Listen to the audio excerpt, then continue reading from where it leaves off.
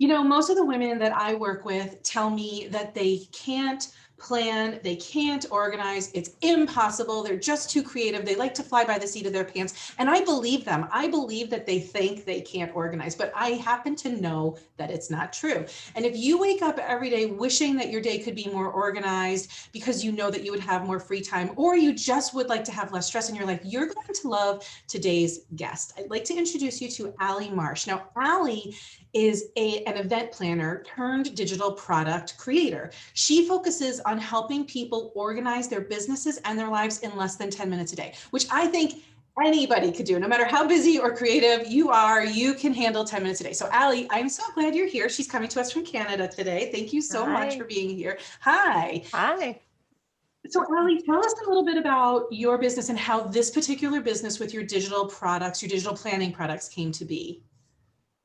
So I've been an event manager for over 10 years and working mostly in in-person events and in automotive. I've been in the automotive sector for 10 years. Wow.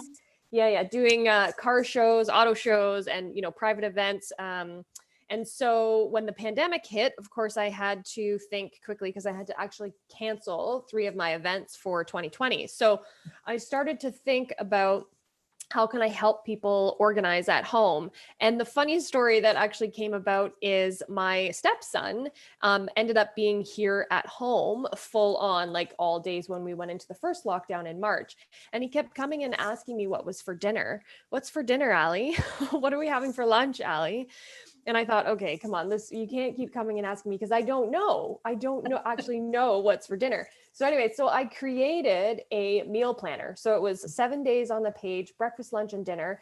And then we actually sat down and decided what we were going to have for meals for each of those days. So that was the very first sort of digital product that I created. It happened to be this meal planner. And I thought, I can't be the only one who's having this situation, right? Or having this issue. So that was what got the ball rolling. So from the meal planners, I did a chore chart to track chores. And then I started creating a day planner, weekly planner, monthly planner. It just kind of snowballed from there. And I started just selling them on Etsy. And then, as the summer went on, I was like, there's got to be more to this. How can I keep building this? And then just kept going with it. So it's been quite fun and quite different than doing event planning. Yeah. For sure. Yeah. So this whole thing was really born out of like desperation and necessity. Pretty much. And I hate to say it, but getting annoyed with all the questions, right? Because there was so much other stuff going on. And so it's just one less thing to worry about. And so now we have that weekly planner up on the fridge, and he can actually go to the planner and look himself to see what's for dinner. And it was interesting. But it was interesting. It was interesting because he actually took a sense of ownership in it. And so he's 11 now, he just turned 11 in December, but he then got excited about contributing and being able to select what we were having to eat, right? It wasn't just what somebody else was making for him. And so it became, now we sit down for not even half an hour on Sunday, right? And just write out what we're going to have. And we have one, I created a breakfast planner as well, but really, you don't have to make a breakfast one because he knows he just goes and has cereal or something for breakfast, but for lunch and dinner, it's helped immensely. And then the other side of that is you save so much time at the grocery store. Yeah. So here now at the grocery store with the pandemic, there's arrows on the floor, right? You have to walk through the stores a certain way. And so now when you create a meal plan for the week, when you go and do your shopping, you've got a grocery list. There's a section on the meal planner to write your groceries. So now when you go to the grocery store, you know exactly what you have to buy. So I found I'm saving time at the store because I don't want to be in the stores any longer than I have to now. Sure. And then saving money because you're buying exactly what you need instead of just buying because you can't remember. Like, I don't know how many times I've stood there thinking like, do we need more pasta sauce? Because nobody checked. Right, because nobody checked. And so you can save money that way and then save food, which, is a big yes. How many avocados do I throw away every single week? Right? Because they ripen so fast and you can't eat them fast. Right. Yeah. The reason I really love you're talking about this is to you, it was natural to create that solution. You saw a problem, it was irritating you, you created a solution. But the reason that entrepreneurs exist is to create a solution for a hole or a problem in the marketplace. And the thing that I know about a lot of people in my audience is they don't think in the linear way that your brain works. Right. Yeah. So they're creative and they think more iteratively, and I almost describe it as like they think in circles, or they think in spheres, or they think, they're just idea. It's really hard for my audience to think about like a linear solution, which is why the people I work with are drawn to me, because that's the solution I provide for them. Now, the other side of this is I am not a creative person at all. I'm very rarely in the idea space, right? Yeah. So the interesting thing is like my podcast is called The Idea Space, but I actually need to go to somebody else to help me generate ideas. So I love this idea, this symbiotic relationship between people like you who are a linear thinker, and then people who are kind of non-linear thinkers who need this solution. So I'm so glad that we're having this conversation today. So let's talk. So I have a big question. Do you think that a person who's a non-linear thinker, non-sequential thinker, like who's super, super, super creative and hates to plan, could use these tools without feeling like restricted? I hear that a lot from my people. They're like, oh, plan makes me feel so restricted. You and I know there's freedom in the plan. Yeah. But a lot of people don't believe that. So tell me about your perspective on that idea. So I think when it comes to creative people, they have tons and tons of different ideas in their head. And so the way that they get that out of their head, whether it be if it's somebody who's creative in drawing, right, or creating some sort of image, they have to get that out of their head onto a piece of paper. And so planning for me is really the same. Get it out of my head and put it onto a piece of paper. And it really can be a sticky note. It doesn't have to be, like I've got some books here, right? Journals just to show, or notebooks, right? It doesn't have to be a day planner, but it's a way of getting it out of your brain onto a piece of paper so that it now becomes a tangible thing that you can see, and then you can do what you need to with it, right? So I love that. Even if you're writing poetry, if that's your creative side, or if you're making music, right? You always see people who are writing music, they're on their guitar or whatever, and then they have to write down whatever. I don't know, I'm not a music person, but if they're writing words or notes or whatever, right? But it's all a method of just getting what's in your head out onto a piece of paper. I love that. We're all just expressing whatever's going on in our heads in a different way. Exactly. Yeah. I love that. Yeah. So how do you get people? Oh, sorry, go ahead. No, I was going to say too, it really doesn't even have to be out of your head and writing. If you're if you want to do it like a voice recording, right? That's another way of getting it out as well. So for me, I'm still big pen to paper, writing through my hand is sort of the way it comes out. So somebody who's artistic and graphic, they'd probably want to still use their hand to write it out. But that's a great point. Yeah. So how do people get started with planning? Let's get our hands dirty here. So it's really as simple as like what I just said. Just get a sticky note.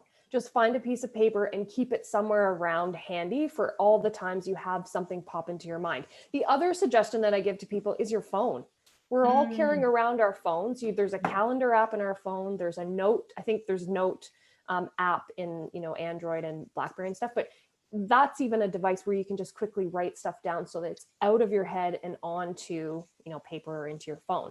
And then from there, you can start to prioritize what becomes most important to you. So if you write down 10 different things throughout the course of the day, you sit down at the end of the day, with your cup of tea or a glass of wine or something like that, and think, I've got 10 things here. What's most important? And then, pick your top 3. That's what we'll get into when I talk about the power of 3. But okay. But I won't ask you that yet. Yeah. But getting it out onto a piece of paper just gets it out of your head and onto something where you can see it now, right? And I think there's a lot that comes with the stress of having so much going on in our heads. So the act of getting it out onto a sticky note or into your journal or whatever that is, that can help release your brain as well from the ongoing sort of ticker of, I got to do this, got to do that, got to do this, got to do that, and that sort of thing. So I think keeping it simple, it doesn't have to be anything fancy, right? If you're just getting started, just leave a blank piece of paper out somewhere where you're going to see it in your workspace and just know that that's, that's where you have to write things down. Yeah, I think a lot of my clients will make the mistake of doing that and calling it a to-do list. And that really jams them up. And I think that might be why people actually avoid doing it. Like, you can get all of those ideas out. That's not a to-do list. I like to call it a thought parking lot. It's just a place where your brain can stop scanning and going, boop, boop, looking for the thing like on a radar screen. Just get it out of your head and put it someplace safe. Exactly. Because that just increases anxiety. It increases your stress when it's all up in there going around and around, right? It's just overwhelming. But now to have it on that piece of paper, you've got your list or your parking lot, like you said, and then from there, you can decide what you want to do with it. So let's talk about that. Let's move right into it because it's perfect. How do we prioritize when that's something that we struggle with? If we are not somebody who like naturally understands this is a priority, what do we do about that? I think it comes down to, if we want to talk about the power of three, is to pick three from your list of how many ever that is, and just decide maybe it's something that needs to get done today. Maybe it's something that needs to get done at the end of the week. Then those can be left off to a later date, right? But if you've got 10 things and say, one is, I don't know, say one's laundry, one's you got to go grocery shopping, something else is, you got to take your car in for an oil change or something, right? So you've got a few things there that you need to decide what's going to be most valuable or most important for you to get done that day.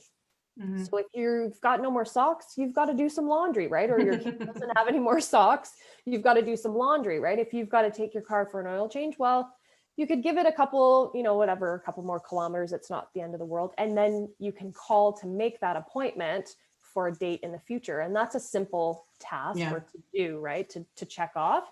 So it really comes down to just picking three things that you can get done in whatever time frame you feel you can accomplish them in, right? It's not two things because that's sort of it's not enough. It's not four things because four can feel overwhelming. But if you look at three things from your list, three's pretty doable, right? If you think over the course of 7 days in a week, or even if you're looking at three tasks to complete over 5 days, say your work week, that's not so overwhelming, right? And if they're just little things like that, those are just examples, right? But it could be, I don't know, it could be other things, right? A deadline for something.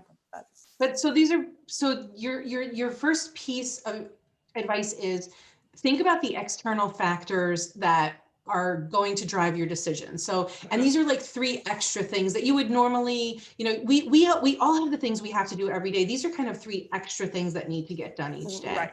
Yeah. So what do you think? Sorry, those are just examples that came to mind. But those are like the things that never get done. Like I've literally had packages sitting on my desk. I always hate going to the post office, and I will put it off because it's just this extra stupid thing I have to do. My husband always winds up going for me.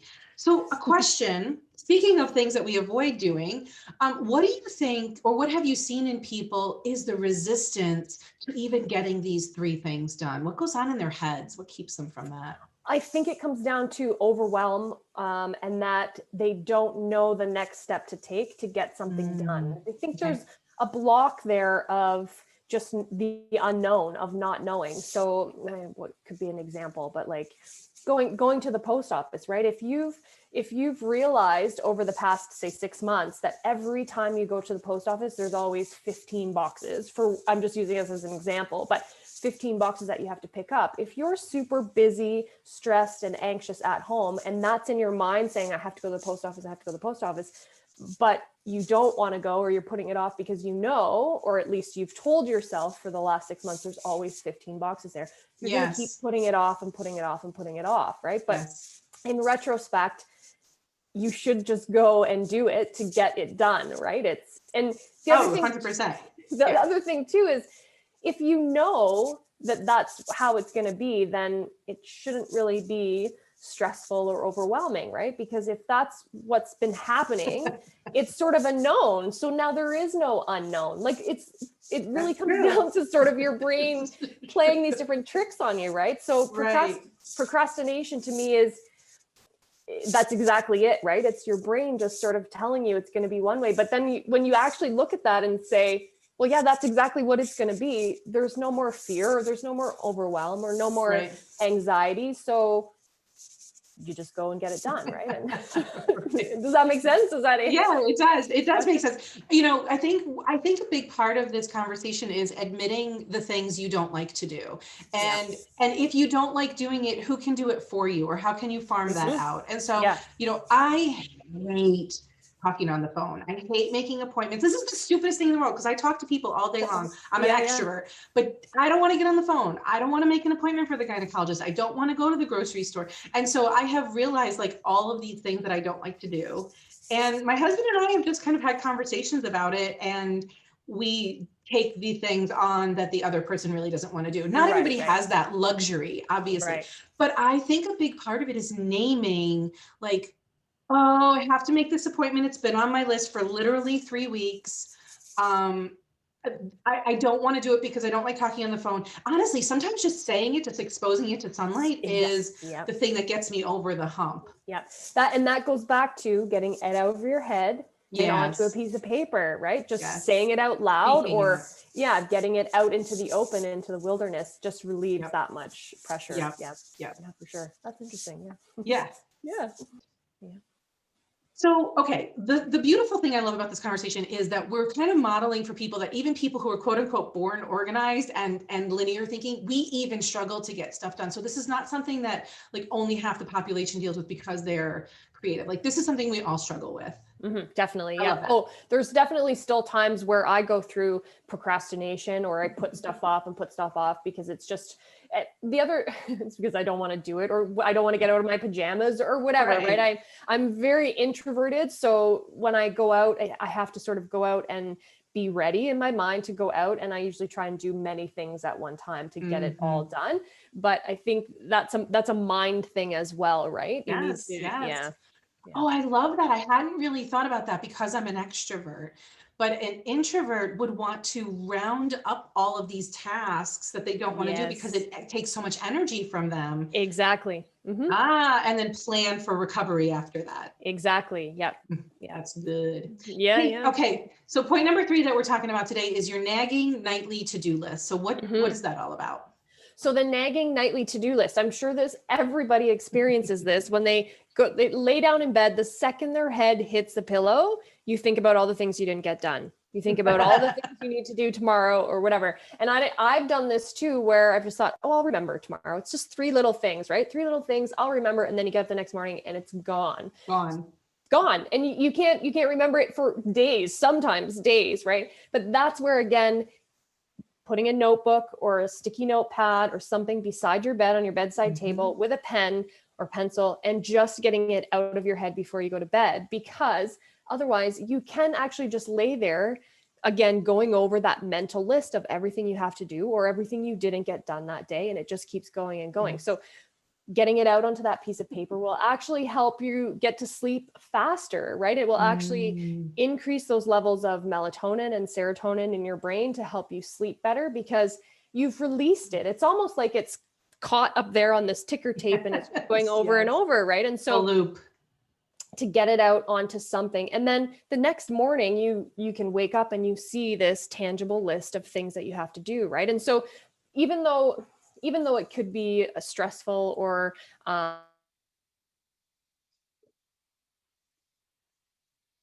there's more things to do, there's a sense of accomplishment or a sense of, I don't know what you would call it though, seeing that list and knowing that you've remembered what to do right now. You remember because you have this list. And so you've sort of created your action plan for the day or the week now because you've got these few extra things, right, to remember. Yeah. So. And now you don't have to spend time, again, doing that radar in your brain going, boop, boop, what was it? Boop, boop, boop. And now you're just like, oh, it's there. And it might be annoying that it's there. And you're like, oh crap, I have to do that thing today. But at least you're not wasting any time or energy. You can get to it or get to, farming it out to somebody else. Yeah, I love that. Yeah, exactly. That's so good. I think the moral of this is that just getting it out of your brain onto a pen or paper or sticky note or your phone or something like that, right, is really key to getting started anyways. Yeah. Emptying out your brain really is what the take home messages today. Yes. Yeah. Like a brain dump, right? Mm-hmm.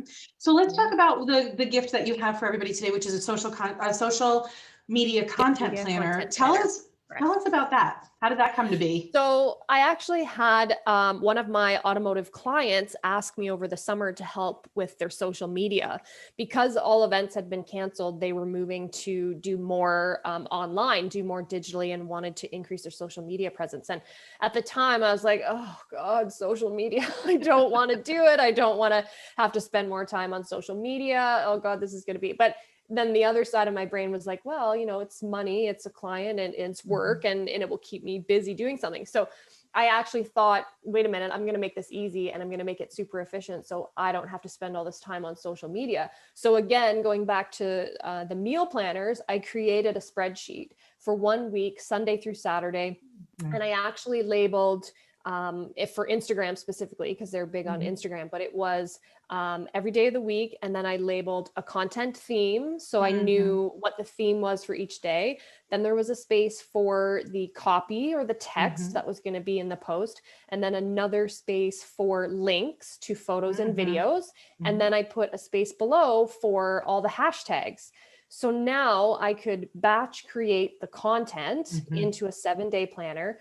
All the hashtags would be there ready. Links for the photos would be there ready. And so I could sit down for half an hour, 45 minutes, whatever it takes to batch create that content. And then it was done for the week. And then now with the introduction of planning and schedulers for all your social media, right? You could spend the extra half an hour to actually schedule those posts for every day. Yes. Or because I was creating it for a partner who I worked with at this company, he just goes to that spreadsheet on his phone and he can pull it all off from there because it's linked to the photos. Yeah, like it's so easy, right? So now he has all of the posts there that he could want. And the other good thing about this is I do it a few weeks in advance, so he can actually go through all of the posts I've batch created and pick which ones he feels like posting that day. So he can curate it a little bit, but it's done for 2 weeks. And then like, I don't have to spend hours and hours. Yeah. And you don't wake up every day going, what are we going to post on Instagram today? Exactly. Cause it's all there. So, so that's the freebie I have for everybody. So it's Excellent. 8 pages. I've done, templates for Facebook, Instagram, Twitter, Tumblr, LinkedIn. There's a blog post and there's 2. Pinterest is one. That's amazing.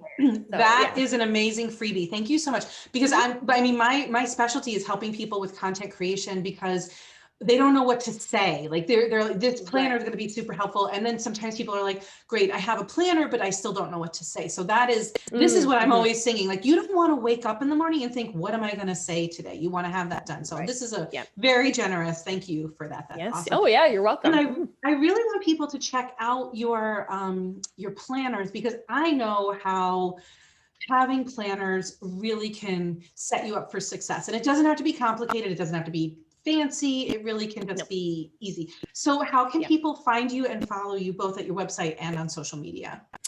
So the best place for the planners, you can go to Etsy and you can search for EBA planners. So EBA stands for Events by Allie. So EBA planners, all one word. And then my website is all events, but that's allievmarsh.com if anybody wants to go there. And then on Instagram, it's Events by Allie. Same with Facebook, Events by Allie Marsh. Events by Allie, perfect. Yeah. So I'm thinking about like, you're even helping us with the daily events of our life, and we don't think about the daily events of our life as being events, but if we can plan for them, our days are just going to be much smoother if we know what we're having for dinner. Because I know how freaking annoying it is. And in fact, in the middle of the pandemic, I sat my husband and my son down. I'm like, look, I cannot be the only one who knows how to use the stove. And I started to have to teach them basic things about cooking, and it made my life, I was just much less crabby. And that is my goal, to be less crabby every single day. Yeah. And then there's a sense for them too of being involved now or having some responsibility in it, right? So then they do, because now they know they can go ahead and do it, which is the big thing that I found here with my stepson, right? Is now he looks forward to that time and he can actually go and start to get things ready, if it's getting pots out or whatever, or, whatever little things, he can set the table in preparation to help for that because he sort of knows what's going on, right? And information really is powerful that way when you help people along like that. Yeah. And the events of our day like that, it's like death by 1,000 cuts. If we can make those mini events every single day a little bit easier, Easier. we're going to be like much nicer to our people and much nicer to ourselves. Well, to ourselves too. That's right. Yes. Yep. And because it starts in here, right? If you feel better yourself, you're Yes. nicer externally to other people. 100%. I'll never forget the first time. This was after I had taught, we had the talk, and we were like, I was on a call till 6:30 one night, and I had walked into the kitchen, and the two of them were like playing music and in the middle of making dinner together, and I just started crying. I'm like, you guys. Yeah. Oh, that's awesome. Just, like, burst with pride. They were so excited, and it was a game changer for us. I just stopped feeling so irritated all the time. Yes. Yeah. And they feel rewarded because now they've helped. They know they've made you feel good and that they've helped. And and everybody's happy, right? They were proud too. Yes. Thank you. Yeah. Allie, this was such a great conversation, and it's one that I have all the time, but I'm so happy to have somebody else come in and send the message rather than me saying, plan your shit, people. Thanks for showing up. I appreciate it so much. And I encourage everybody to download the planner. We will have the link for the social media planner in the comments and in the description. And so I'm so glad that you are sharing that, because it's thank you so much all the time. Thank you, Allie. Great. Yeah, you're very welcome. Bye. Bye.